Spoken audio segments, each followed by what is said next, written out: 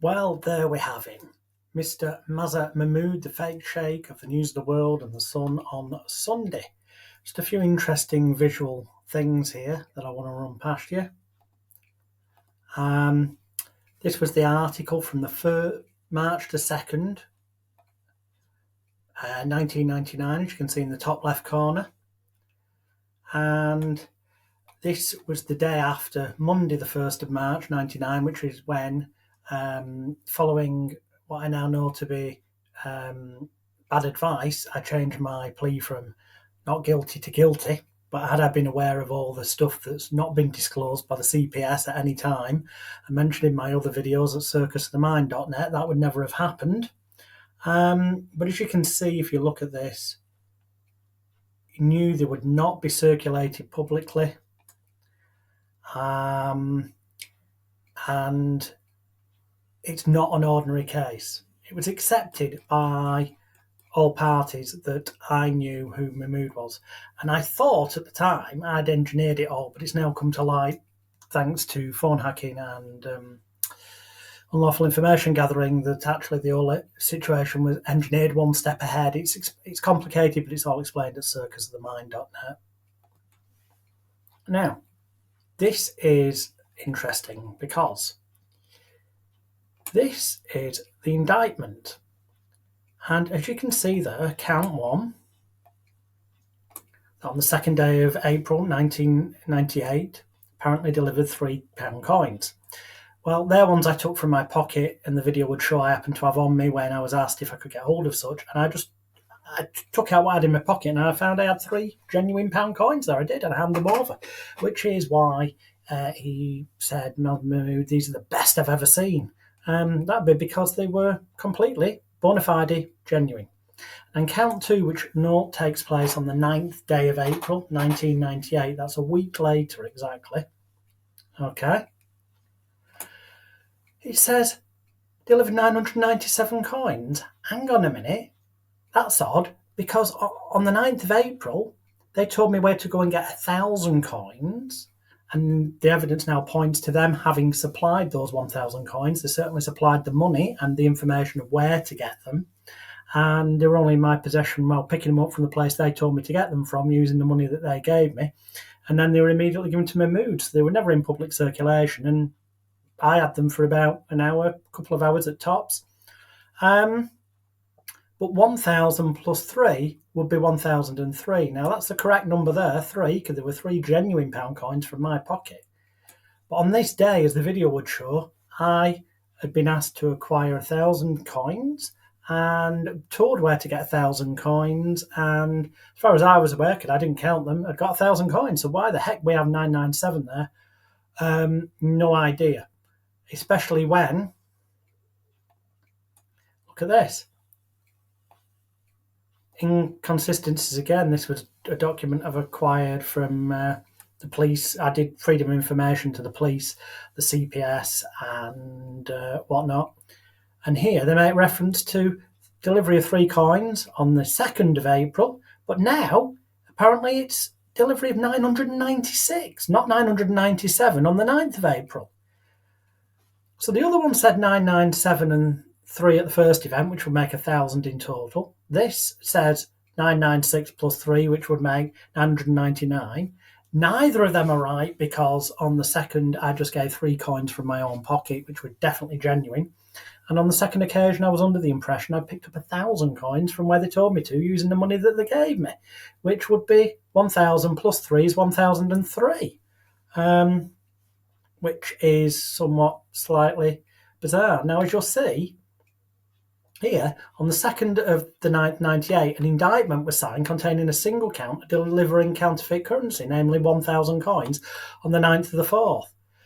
Well, on the 9th of the 4th, I did collect what I believe to be 1,000 coins, so that is correct. Okay, and it should say that there as well, but it doesn't. And those coins may or may not have been real. We don't know, because the evidence now seems to show that the Royal Mint never checked them and they were never sent for validation. And the fact is that they were picked up from the place I was told to by Mazher Mahmood's associates, using the money that they supplied on the 9th of the 4th, 1998, which was a Thursday, but they were not, the article didn't appear until Sunday, the 12th of April, 98, and they did not give the coins or their alleged evidence, splice tapes and all this kind of stuff to the police until a week later. So they were in Mahmood's possession for nearly 10 days, and there's no record of chain of evidence. So there's no proof that the coins he gave to the police anyway are the same ones that were picked up. It's complete farcical, and you think, well, they couldn't have been that lackadaisical, could they? But looking at these documents, you can see on the other one, they were saying it was 3 coins on the first event and 997 on the second. But then here they say it's 3 coins and 996. But here they get it correctly that on the reason there was an indictment is because originally they were only going to charge me for the 9th of April 1998 for the 1,000 coins, the coins that were in question, because they fully believed me that the 3 coins on the 2nd of April were just taken from my pocket and were genuine coins. However, somewhere down the line, which I only became aware of when I did these freedom of information requests, they suddenly decided they were going to split it into 2 charges. But rather than going 3 and 1,000, which you would have thought it would have been, the other document shows 3 and then 997, and this one shows 3 then 996. This here says that on the 1st of February, I pleaded guilty. I didn't. As is reported by the Manchester Evening News article of the 2nd of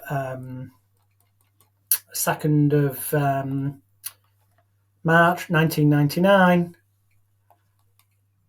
I changed my plea that day, which was March the 1st, because this is reporting the day after the court event. And that was because of the advice that apparently my entrapment defence wouldn't have worked, which we now know did work for other people and would likely have worked for me, but certainly would have done had I been disclosed the information that the police and CPS had. I only ever got sent one of these crime report things, and that's saying that a crime took place on Thursday the 9th of April 1998 at the Piccadilly Hotel.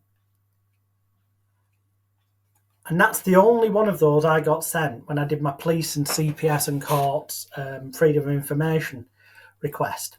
So apparently there's only one crime report record, as it were. Which, we look at this is ARCO, subject access request, which is the police computer. And we look at this first bit and you see that there's one offence there on the 9th of April 98, happened at 5:00 p.m. at Jarvis Piccadilly Hotel, which was delivery of counterfeit coin to another, and this led to 6 months and forfeiture of the coins, which is bizarre, because how could the coins have been confiscated from me when I handed them to Mahmood on the 9th of April 98 and never saw them or touched them ever again? So that in itself is bizarre. And so, as you can see there, that was it. 1 imprisonment, 2, and confiscated the coins. Well, they didn't, not from me. Mahmood had them, he handed them in. There was no confiscation gone on. And they said that the second event took place, get this, the 9th of April 98 at 5:00 at the Piccadilly Hotel. Hang on a minute. How can 2 identical offences of delivery of counterfeit coin to another take place, both at 5:00 p.m., both at the same location, on the same day, at the same time?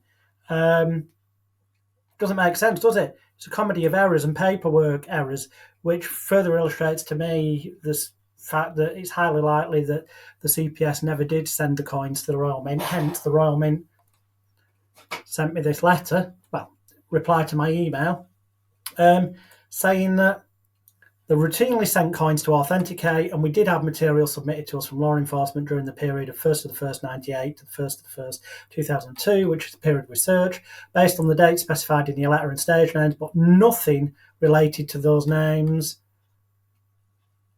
So they do keep stuff from that time period, but nothing related to me or my case. Which further says to me that the chances are the coins were never checked, but even if they were, there's no proof of the chain of evidence, as already mentioned. 10 days they were in Mahmood's possession before he handed them to the police. And at no point were they ever confiscated from me, because after I delivered them to Mahmood on the 9th, after collecting them from the place his associates told me using the money they supplied, I never saw them again. And I only did it because I was under the influence of drugs. I now know because my drinks have been spiked, I believe, as explained on circusofthemind.net. I'd got severe manipulation behind the scenes and threats. And I thought it'd be fine journalistically in the public interest because it would expose the lengths that Mahmood would go to. But for some reason, they gave Mahmood journalistic license for buying things, but didn't give me journalistic license for going and picking them up using the money he supplied and getting them from the source that they told me to get them from. And then there's no chain of evidence for 10 days on the things anywhere. This is my DBS. And that just further confirms that all the records are wrong. Because apparently the two convictions I got were for delivery of counterfeit coin to another on the 9th of April and delivery of counterfeit coin to another on the 9th of April, both of which, as you've seen in a previous document, apparently happened at the same time, at the same place, the same offence. How is that possible? It isn't. The point is, the reason there's a document saying originally they were just going to be one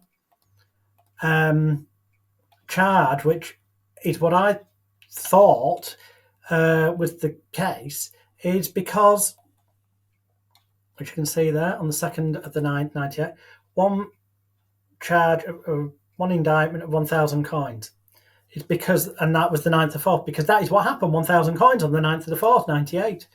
The 3 coins on the 2nd of the 4th, the police accepted the fact that they were just taken from my pocket and therefore were genuine and therefore no offence had taken place. So it's just mental. It's been paperwork errors as well as no disclosure from the CPS, as we've covered in another video. And, well, yeah, it's just bonkers. Go to circusofthemind.net.